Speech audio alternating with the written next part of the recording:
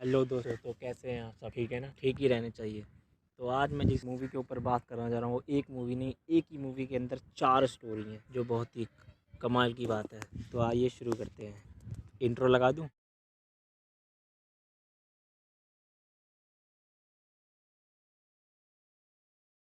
तो नेटफ्लिक्स पे रिलीज़ हुई अजीब दास्तां नामक मूवी जो बहुत ही बेहतरीन है, और 4 डायरेक्टरों ने जो डायरेक्ट करी है इस मूवी को। तो मैं सारे डायरेक्टरों के नाम नहीं ले पाऊँगा, तो मैं अपनी वीडियो में दे दूँगा सारे डायरेक्टरों के नाम, आप पढ़ लीजिए। मैं 2 डायरेक्टरों के नाम ले देता हूँ, शशांक खेतान और राज मेहता।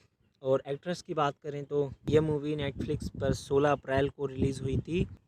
आप देख सकते हैं अगर आपके पास नेटफ्लिक्स का सब्सक्रिप्शन है, नहीं तो जुगाड़ तो भाई आप समझ गए होंगे मैं जुगाड़ की बात कर रहा हूँ। तो अजीब दास्तां एक एंथोलॉजी यानी एक संकलन है जहाँ 4 अलग अलग कहानियों में ऐसी आकस्मिक परिस्थितियाँ आती हैं जिसके जरिए बिखरे रिश्तों के भीतर कई पल रही सहज असहज भावनाएं सामने आ जाती हैं। चारों कहानियाँ किरदारों को बरबस ही एक ऐसी जगह ले आती हैं जहां किसी ने सोचा नहीं। इन कहानियों में ईर्ष्या, पूर्वाग्रह, बेचारगी, हकदारी और विषाक्तता है।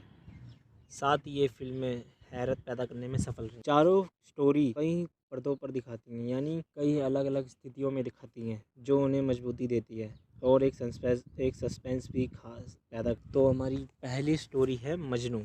मजनू वाला मजनू नहीं दोस्तों, मजनू।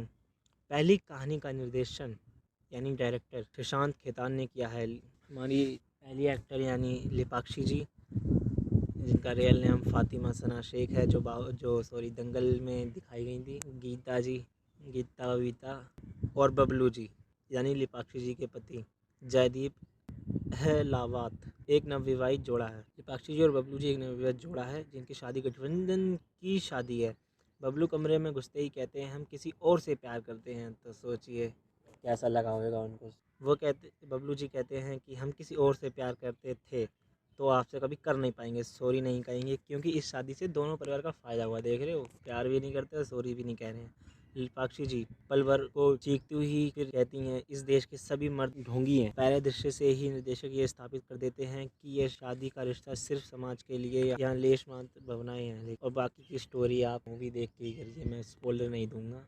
स्पॉइलर से मूवी का मज़ा ख़राब हो जाता है। दूसरी स्टोरी पे आते हैं जो कि खिलौना बहुत ही दिलचस्प चीज़ होती है। बचपन में हमें भी खिलौना चाहिए होता था, नहीं चाहिए होता तो दूसरे का छीन लेते थे। तो स्टोरी पे आता हूँ। चारों स्टोरियों में सबसे मजबूत कहानी जो आपको सरप्राइज़ करने में पूरी तरह सफल होती है, फिल्म के निर्देशक मेहता। कहानी समाज को 2 वर्गों में बांटती है, एक कोठी वाले और एक कठिया वाले। एक दृश्य में मीनल यानी नुसरत जी को तो सभी जानते हैं, नुसरत भरूचा शिकायती भाव के साथ सुशील यानी अभिषेक बनर्जी, वही मुन्ना त्रिपाठी के खास दोस्त कहते हैं, जिसे कहती हैं ये कोठी वाले किसी के सगे नहीं होते। वो बात सोसाइटी के बाहर एक छोटी सी दुकान लगाकर स्त्री का काम करता है सुशील, जबकि मीनल इन्हीं में से किसी एक कोठी के काम में रहती हैं। वो सोसाइटी के बिजली के तारों पर कटिया डालकर अपने घर में बिजली का इंतजाम।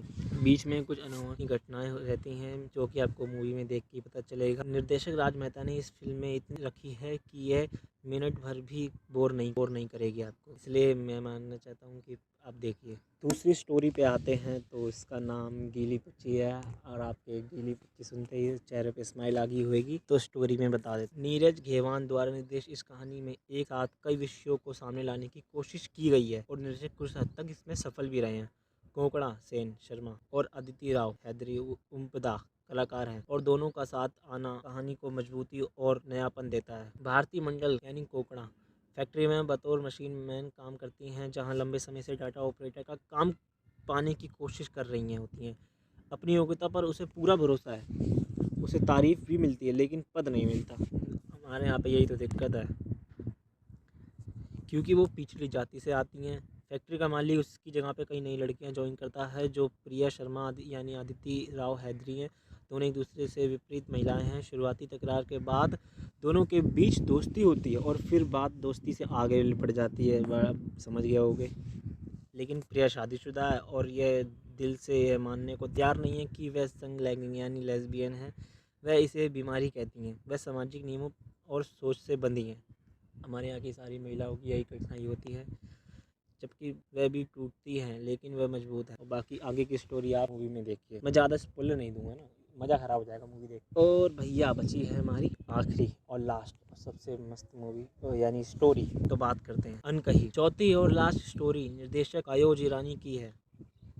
कहने को सबसे सिंपल लेकिन सबसे गहरी। नताशा यानी शेफाली शाह और रोहन तोताराय चौधरी, ताशा और रोहन की बेटी समायरा, जिनके सुनने की शक्ति धीरे धीरे ख़त्म हो रही है। नताशा उनसे बातचीत करने के लिए साइन लैंग्वेज सीखती हैं लेकिन अपने काम में व्यस्त रहती हैं, इसलिए वह धीरे धीरे दूर होती रहती हैं। सिर्फ बेटी से ही नहीं बल्कि नताशा रोहन यानी अपने पति से भी दूर रहती हैं। उनका रिश्ता सिर्फ एक रेत का किला रह गया है जो कभी भी बिखर सकता है। ऐसे में नताशा की मुलाकात एक फ़ोटोग्राफर से होती है, मानव कौल, जो बोल और सुन नहीं सकते। वो भी उनकी बेटी की तरह बोल और सुन नहीं, उनकी बेटी सिर्फ सुन नहीं सकती है, ये बोल भी नहीं सकती। दोनों साइन लैंग्वेज बात करते हैं। पहली ही मुलाकात में दोनों के बीच नज़दीकी बढ़ती है। धीरे धीरे दोनों एक दूसरे के साथ काफ़ी समय गुजारते हैं। लेकिन क्या अपने बने बनाए रिश्ते और परिवार से दूर जाने की हिम्मत नताशा कर पाएंगी, ये आपको मूवी में देख के ही पता चलेगा। तो बस मैं और नहीं कुछ कहना चाहूँगा। अगर इस वीडियो में आपको कुछ भी अच्छा लगा हो तो लाइक और कमेंट कर देना और सब्सक्राइब जरूर कर लेना, क्योंकि मैं ऐसे ही मूवी के ऊपर वीडियो बनाता रहूँगा और आपको डिटेल देता रहूँगा। थैंक्स फॉर वॉच, धन्यवाद।